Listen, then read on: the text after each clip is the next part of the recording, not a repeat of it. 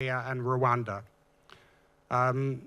You know the circumstances. In the case of Bosnia, RTS, Radio Television Serbia, played a very significant role in fomenting the violence that eventually took place.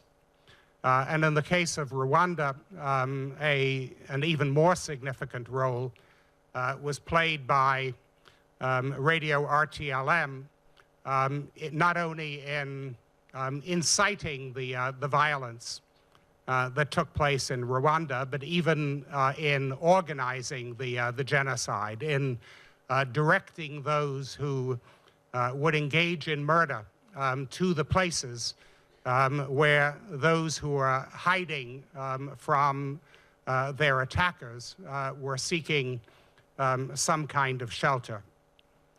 And a question that arises is the approach that I favored and other free speech advocates favored still supportable in the wake of events of that sort, where one can see a rather direct connection between the incitement of violence and the truly horrifying violence that actually took place.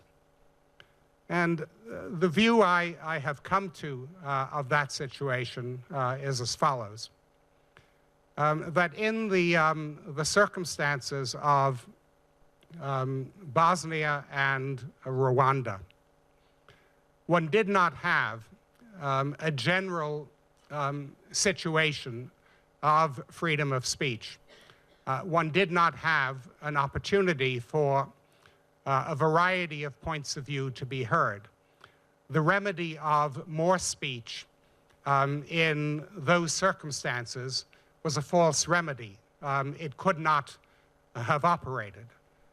In fact, those who were engaged in fomenting violence were either connected to the government, in the RTS case, the government of Serbia, or they were closely connected to the government, and they had, if not a monopoly capacity to disseminate their views, they had a capacity that was provided to them by the authorities, which could not be challenged by others with different points of view.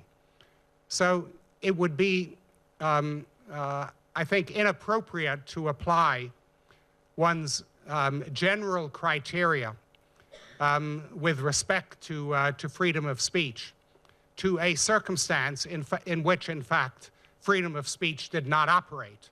There was this monopolistic control over the power to communicate. And my own view of the situation is that part of what made those instruments of those who were fomenting violence so powerful is that in circumstances where freedom of speech generally did not prevail, the only communications which were in fact allowed, or virtually the only communications which in fact were possible, had a disproportionate effect.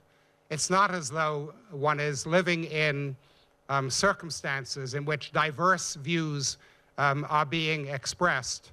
There's a cacophony of different points of view. It is the circumstance in which there is that extraordinary impact of the only things that are being said and being said authoritatively in the only way in which one can communicate with large numbers of people.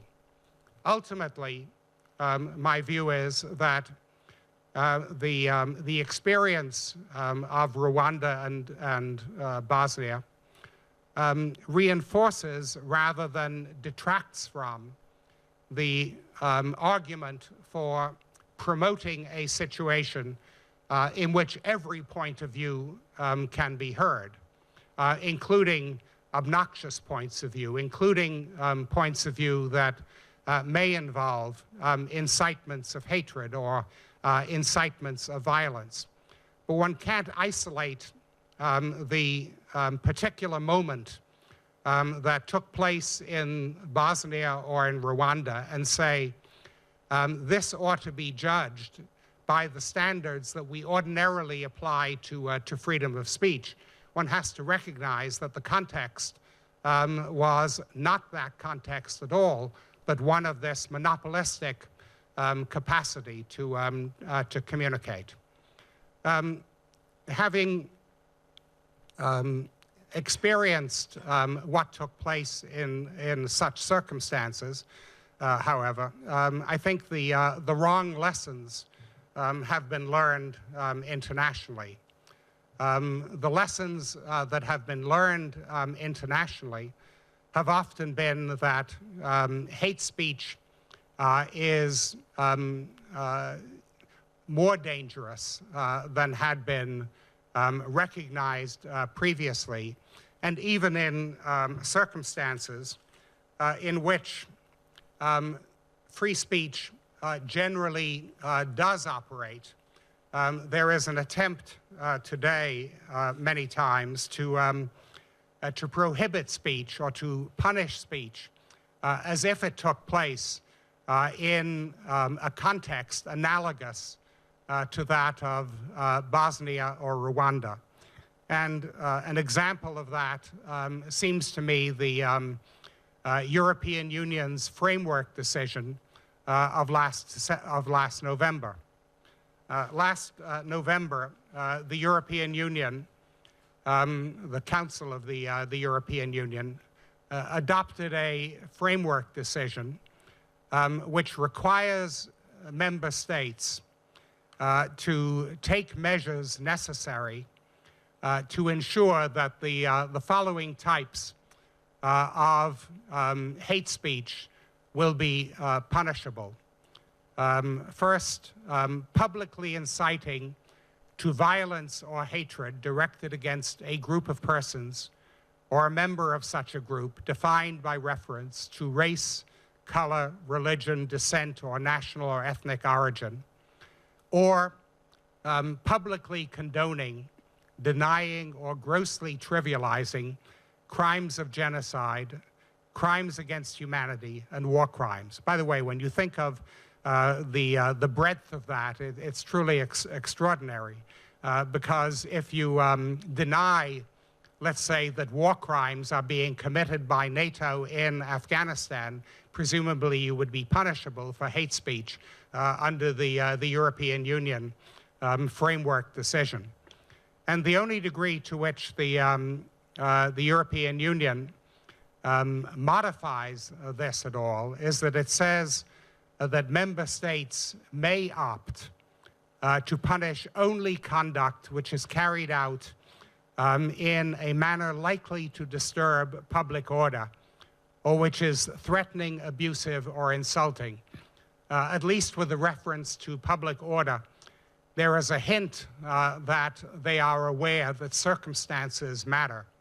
But they don't suggest that the circumstances have to be those in which the violence would be carried out imminently.